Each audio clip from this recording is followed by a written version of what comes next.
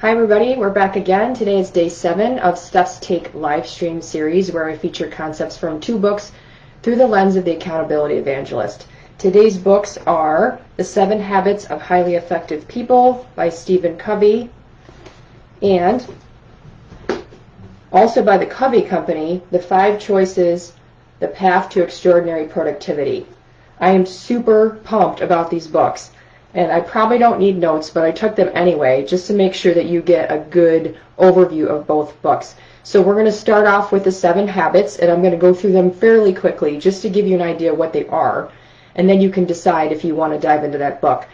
By the way, I highly recommend it. Now, you're probably thinking I say this every day for the live stream series, but that's not really true. I don't expect you to read 30 of these books, every book that I've featured for you.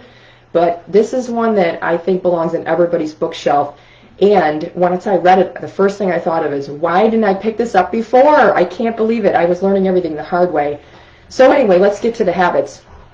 So that's done in 3 sections. He has it set up in private victory, public victory, and renewal. So the first 3 habits are in private victory. The first habit is be proactive, which means take ownership and responsibility, really, which is a key element of accountability. Basically, that means things don't happen to you, you make things happen. Habit 2 is begin with the end in mind, meaning what is your personal mission statement? What are you trying to accomplish? You have to keep that in mind in order to know how to get there. Habit 3, put first things first. That's where we employ Stephen Covey's time matrix that we're going to talk about in the second book in just a few minutes. But in the first book, I'm going to read you a quote that he said about habit 3. Too much undisciplined leisure time in which a person continually takes the course of least resistance gradually wastes a life. It ensures that a person's capacities stay dormant, that talents remain undeveloped, that the mind and spirit become lethargic, and that the heart is unfulfilled. So that's a pretty harsh statement, but I have to say I think I agree with it. And when we review the time quadrant, the time matrix, quadrant 4 is the quadrant of waste. So keep that in mind. We're coming back to that concept in just a few minutes. All right, so now we're moving on to public victory, which is the next 3 habits. And the concept of public victory has to do with the emotional bank account. You've probably heard that analogy before. I'm going to read a little bit about it. You can't have the fruits without the roots. It's the principle of sequencing. Private victory precedes public victory. Self-mastery and self-discipline are the foundation of good relationships with others. So this is his connection of the 3 habits we talked about, and now moving into the public victory, where you're going to talk about the emotional bank account. All right, so actually, I'll just move right into that. So emotional bank account, you make a deposit, right? Every time you do something positive, you're making a deposit in their emotional bank account. You want to make way more deposits than you make withdrawals, because people remember withdrawals more, unfortunately. So this book is chock full of strategies for you to employ to make sure that you're keeping a lot of deposits in your emotional bank account, which is your relationship with other people. So the first habit in public victory, which is habit 4 out of 7, is think win-win. So this is an abundance mentality as opposed to a scarcity mentality. So meaning when you're working together with someone, you can come up with a solution that works for both of you. It doesn't have to be that I win or you win. They're not mutually exclusive. So work together to find something that works for you both. Habit number 5 is seek first to understand, then to be understood. Basically, you have to diagnose before you can prescribe, and in order to do that, you have to listen. So one of the key concepts Stephen Covey mentions in here is he doesn't endorse active listening per se, which is when you repeat back your version of what you heard.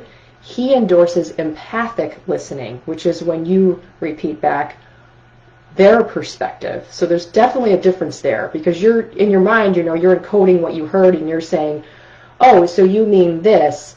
Empathic listening is more about, oh, this is what I hear from you. From your perspective, you feel this way, and get them to validate that.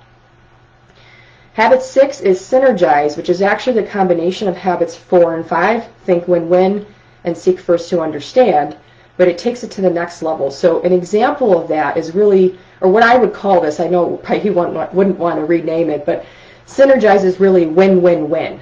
Okay, so if you're doing a business partnership, for example, you have yourself and you have your business partner, but you're really actually looking to serve the end customer. So you work together to come up with a solution that benefits each of you, but ultimately provides better service to the customer. That's synergy.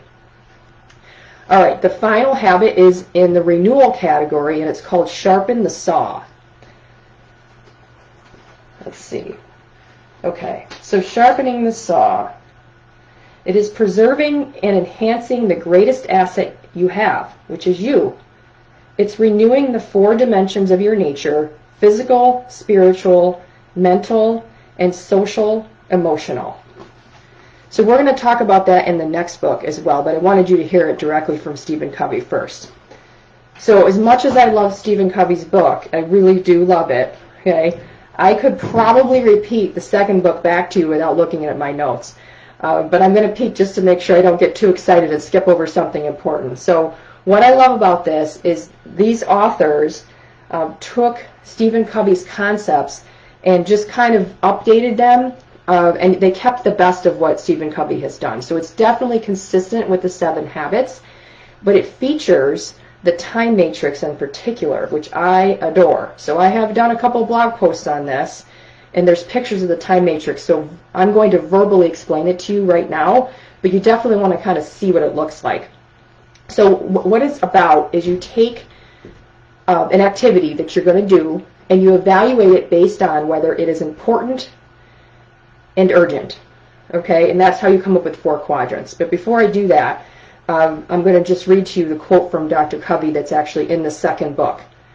Anything less than a conscious commitment to the important is an unconscious commitment to the unimportant.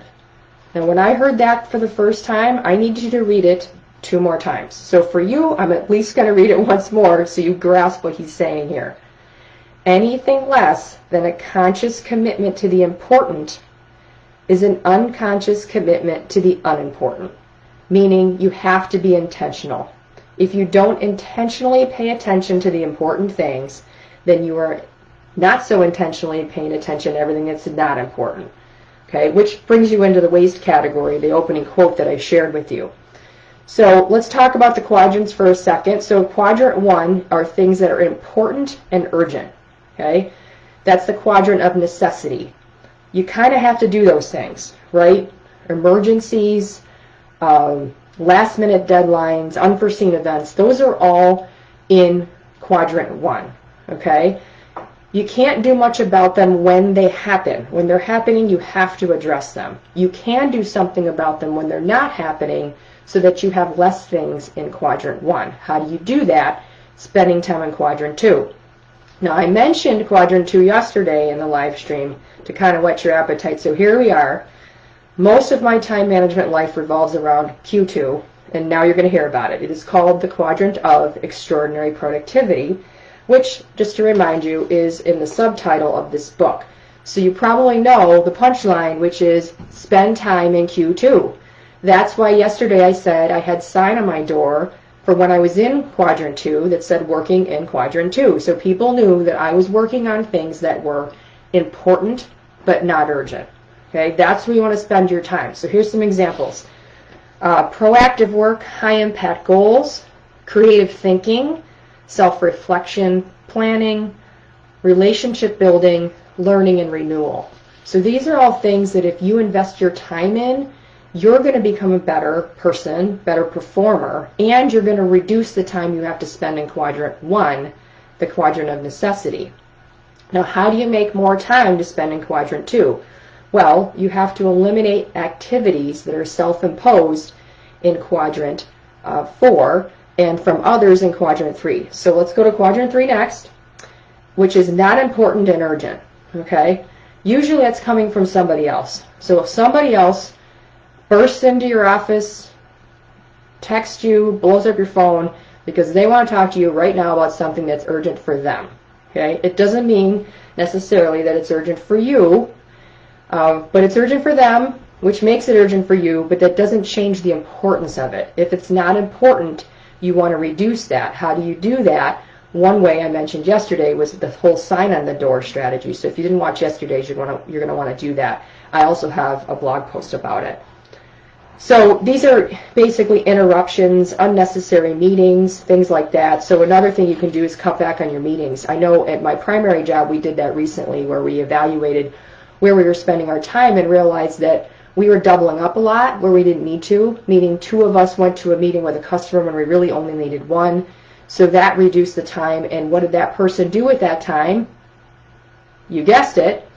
They spent it in Quadrant 2. Okay? Now, it's a huge waste if they actually take that time, instead of putting it in Quadrant 2, and put it in Quadrant 4, which is called the Quadrant of Waste. Quadrant 4 is not important and not urgent. Okay? Now, you might be asking yourself, as I did when I first saw this, why on earth would anyone spend any time in Quadrant 4? Well, it's very seductive, right? And there's also this fine line. So I mentioned in Quadrant 2, one of the activities in Quadrant 2 is learning and renewal. Okay? Renewal is an interesting thing, right? It's in the eye of the beholder. So when I was in graduate school some years ago, and I was working really hard, I was also had a job, right? So I didn't have a lot of time. I had a family. So whenever I needed a real brain break, I would just take a minute, 30 minutes at most, which is actually quite a lot now that I think about it. But anyway, 30 minutes, up to 30 minutes to play the game Frozen Freefall. Okay? I loved it. It was a great diversion.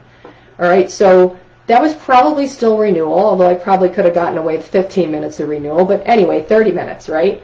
Now, if I was playing that game for 2.5 hours a day, I would argue that that's no longer renewal.